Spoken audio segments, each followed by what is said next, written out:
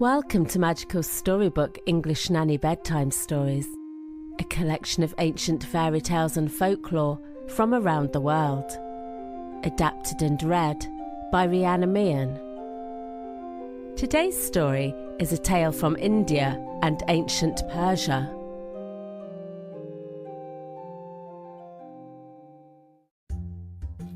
The Fisherman and the Genie. There was once an old fisherman who lived in great poverty, with a wife and 3 children to support. At the same hour each morning, he would cast his net just 4 times into the sea, as he had decided that whatever the net would bring him during those 4 attempts, he would be contented with.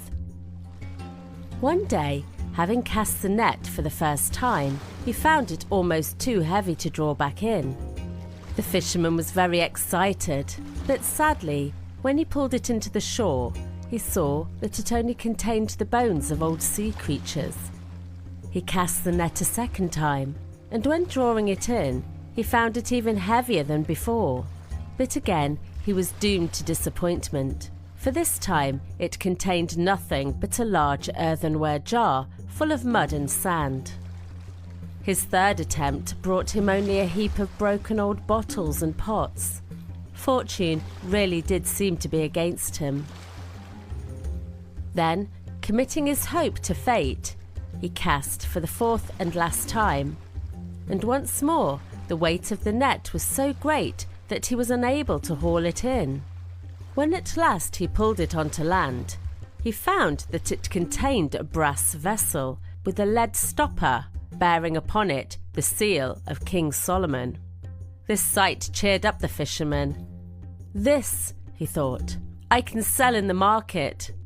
I may get for it enough to buy a measure of corn. If one is to judge by the weight, what lies within may prove even more valuable." He took out his knife and prized out the stopper. Then, turning the vessel upside down, he looked forward to seeing what was in it. He was astonished when nothing but smoke came out of it. The smoke rose in a thick black column and spread like a mist between the earth and the sky, until eventually it returned and took the form of a mighty genie whose brows touched heaven while his feet rested upon the ground. His head was a dome, his hands were like whips, and his legs like pine trees. His mouth was black as a cavern, and above it were nostrils like trumpets. The genie's eyes blazed like torches, and his wings whirled around and over him like a simoom, the dust-laden wind of the desert. At such a fearful sight, the fisherman's courage oozed out of him, but the genie, noticing him, cried with a loud voice, "O Solomon, prophet of God, slay me not, for never again will I go against thee in word or deed." "Alas," said the fisherman, "I am no prophet, and as for Solomon, he has been dead for nearly 2,000 years. I am but a poor fisherman who by chance has knocked against your door." "In that case," answered the genie, "know that I shall have to slay you." "What?" cried the fisherman. "Why? Surely I have done some good in releasing you." "Hear first my story," said the genie. "Then shalt you understand." "Well, if I must," said the fisherman, resigning himself to his fate. "But make it short, for truly I have no stomach at the moment for hearing tales." "I am," continued the genie, "one of those spirits which resisted the power and dominion of Solomon. And so, after he had brought to submission the rest of my race, he had me shut up in this bottle, placed his seal upon the stopper, and cast it down into the depths of the sea. There I lay, a prisoner. For 100 years I swore in my heart that I would give the man who released me all the treasures of heaven or earth, but no one came. So for the next 100 years, I swore that I would give my liberator just earthly riches. And after those 100 years passed, and I still lay there, I promised nothing more than the fulfillment of 3 wishes. But thereafter, finding that all promises and vows were in vain, my heart became consumed with rage, and I swore that whoever released me from then on, I would slay. When the fisherman heard this, he begged for his life, but finding that there was no heart left inside the genie, he began to think. He remembered that those who are evil contain far less wisdom than those who are good, and so he spoke. "Oh, genie, before I die, there is something that I would like to know. May I ask one question?" The genie decided that he would grant the fisherman's wish, and so the fisherman asked, "How is it that one so great as you, whose feet could step over the hills, and whose head reaches the heavens, could have entered so small a vessel and dwelt in it?